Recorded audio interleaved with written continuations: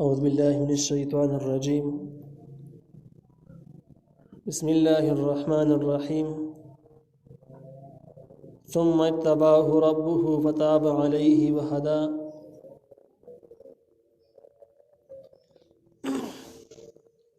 سورة طه 122 نمبر آیت. په دې 122 نمبر آیت کې د آدم علیه السلام فضائل ذکر کیږي او دا ذکر کیږي چې آدم علیه السلام دغه اجتهادي خطائی نه وروسته چې یو خلاف اولا کار باندې عمل وکړو او د غټو خلکو په باره کې خلاف اولا کار کول هم پورا د زجر مستحق جوړیږي. لیکن آدم علیه السلام خپل توبه ویستله، خپل عذر الله تعالی ته پیش کړ، الله تعالی د مرتبه نورم بلند کړله او د دین وروسته آدم علیه السلام په هدایت باندې کلک وساتو. نو ګویا د آدم علیه السلام فضائل او د هغه مرتبه ذکر کیږي. الله تعالی وایي ثم اجتباه، بیا الله تعالی نور غوره کړو.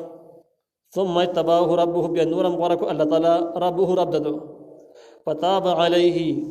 نو متوجه که د رحمت خپل وحده او کلکې په هدایت خپل باندې. دا د دې مشوره معنا ده. د دې آیت نه دا هم معلومه شوه کوم چې احکام القرآن کې امام ابن العربي رحمه الله ذکر کړي ده چې آدم علیه السلام باره کې چې کوم د عصیان ټکی راغلی دی، وعصا آدم ربه فغوا،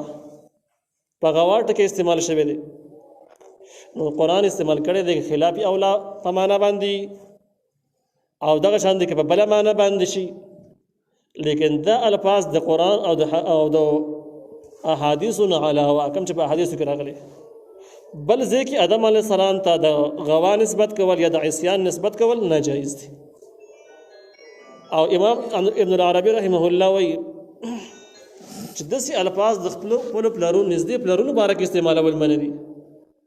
نو آدم علیه السلام چې د ټولو نیکه دی او په اتفاق سره پیغمبر دی، د لوی مرتبه مالک دی. الله تعالی په خپله مرتبه ذکر کوي چې د دې حالاتو نه وروسته الله تعالی نورم غوره کړو او د خصوصي رحمت سره دا خاص کو په هدایت باندې کلک کو. نو د په حق کې الفاظ استعمالول ښکاره پیدا بشوله. نو د اهل سنت والجماعت عقیده دا د آدم علیه السلام باره کې د نافرمانۍ الفاظ استعمالول او داسې نور بې ادبه الفاظ استعمالول چې کوم د آدم علیه السلام د شان سره مناسب نه وي، عام انسانانو له په هېڅ صورت کې هم جایز نه ده. هم کوم ځای چې قرآن کې دی، کوم ځای چې حدیثو کې دی، نو الله تعالی د خپل شان مطابق ذکر کړی دی. صحیح دی، ټیک دی خپل ځای باندې. خدا د اهل سنت والجماعت عقیده ده چې پیغمبرانو ادب او احترام په هر چا پازې عین دی، که هغه آدم علیه السلام دی که بل څوک دی. په الفاظو کې هم او عقیده کې هم دا عقیده لرل چې د ګناهونو نه معصوم دی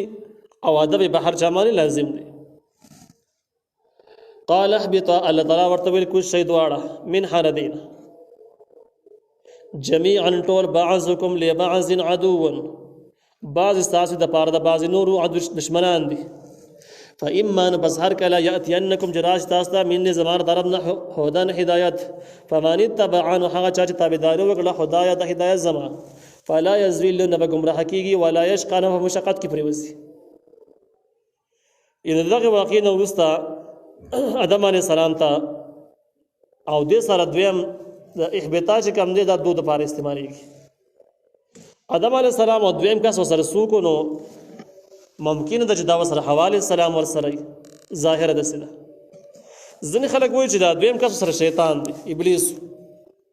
نو الله تعالی ورته وویل ابلیس او آدم علیه السلام دواړو ته خطاب وکړ چې تاسو جنت نه کوشئ، لاړ شئ دنیا ته. تاسو په دنیا کې به د شیطان او د انسانانو دښمني د قیامت پورې جاري، اگر دشمنو زګي نه جنت زین نه ځي. نو د دې ډېره مضمون واضح د ښکاره دی چې یاره د انسان او د شیطان دښمني هم څه پټه نه ده، ادوانه راکوز شوي هم دا خبره واضحه ده. لیکن دې ذکر کې سوال دا دی چې شیطان خو د دې نه مخکې ستړی شوی دی، هغه لعنتي شوی دی. آدم علیه السلام وروسته راویستلی شو. نو په دې د آدم علیه السلام په راوتلو په ټایم کې شیطان موجود نه و. نو بیا داسې معلومیږي دا چې د دې نه به شیطان نه مراد، بلکې د دې نه به حوا علیه السلام مراد دی. او دغه مضمون چې کوم دی تفسیر مالک قرآن هم نقل کړی دی چې قال اهبطا منها جميعا، الله تعالی ورته وویل چې کوم شی تاسو دواړه یعنی حوا علیه السلام هم او ته هم. نو شیطان مخکې سره دغه نشته. خو دې ځای کې بیا مسله دا ده چې بعضکم لبعض عدو، بعض تاسو د پاره د بعض نور دشمنان دي. په دې کې بعض څوک شو چې د نور دشمنان دي، شیطان خو په ذکر نشته دې ځای کې.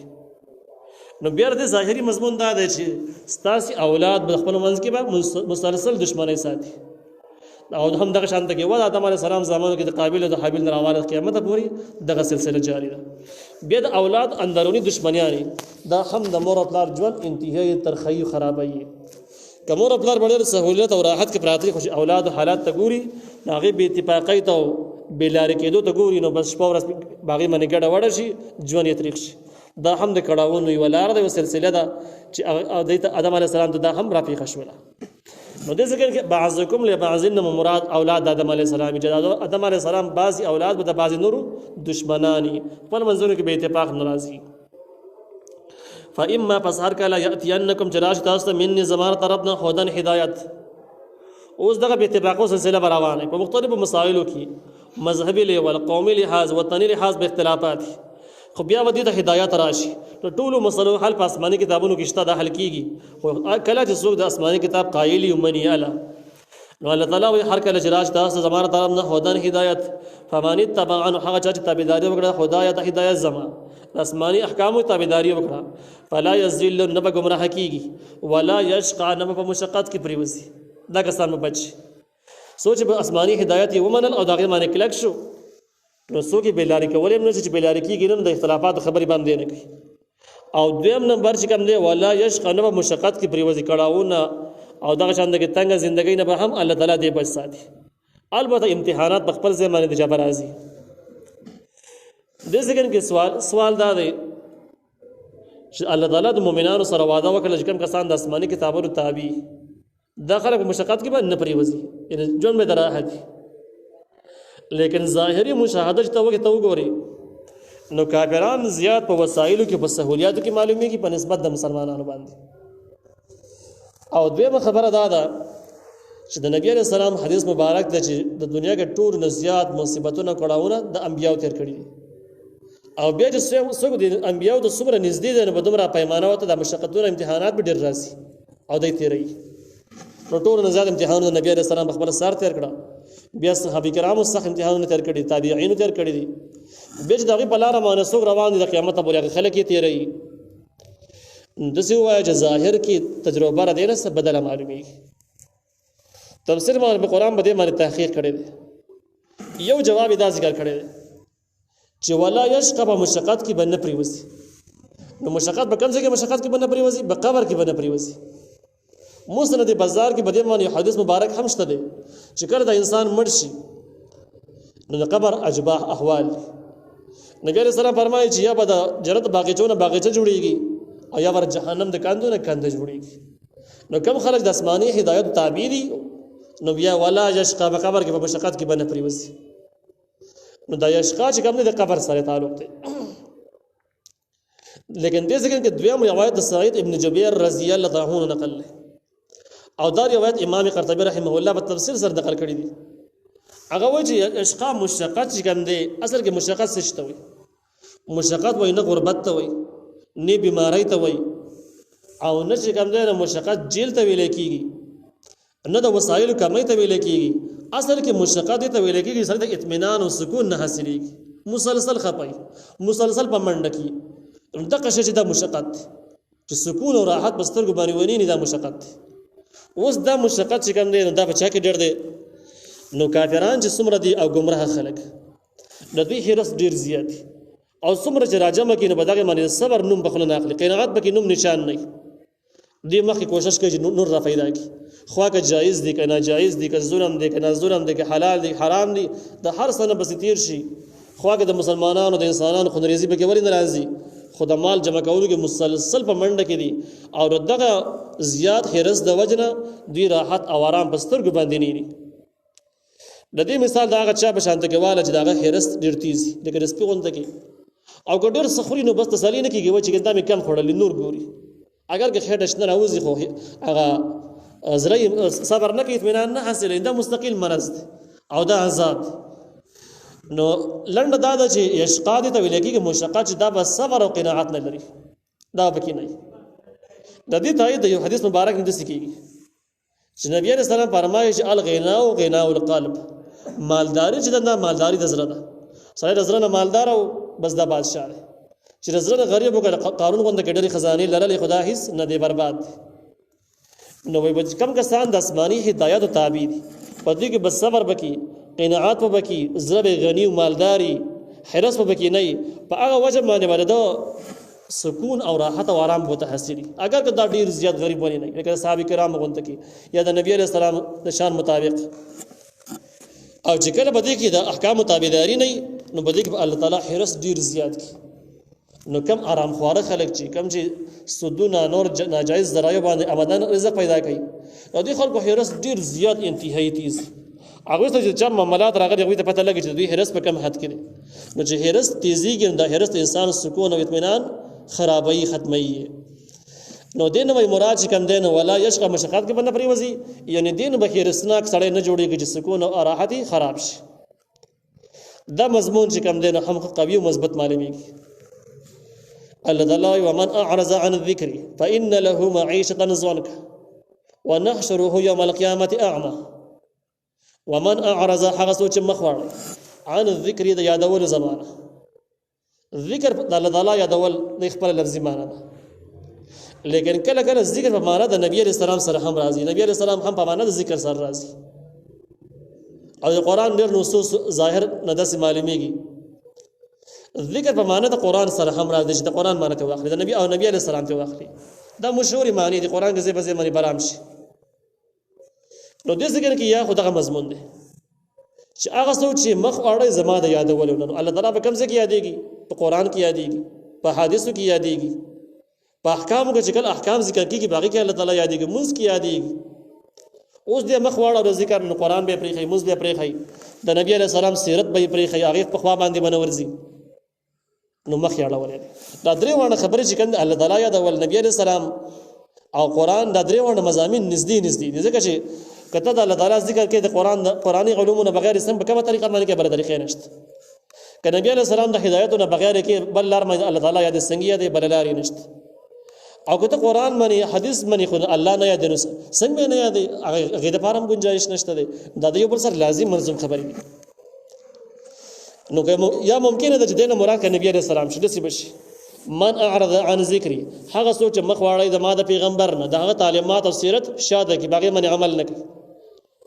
چې باقي قرآن په خبره باندې شامل دی فإن له معيشة ضنكا یقینا هغه د فارغ ژوندۍ لړن ژوند وي په ژوند کې به خوشاله نه د اولاد نه بتنګ مال او د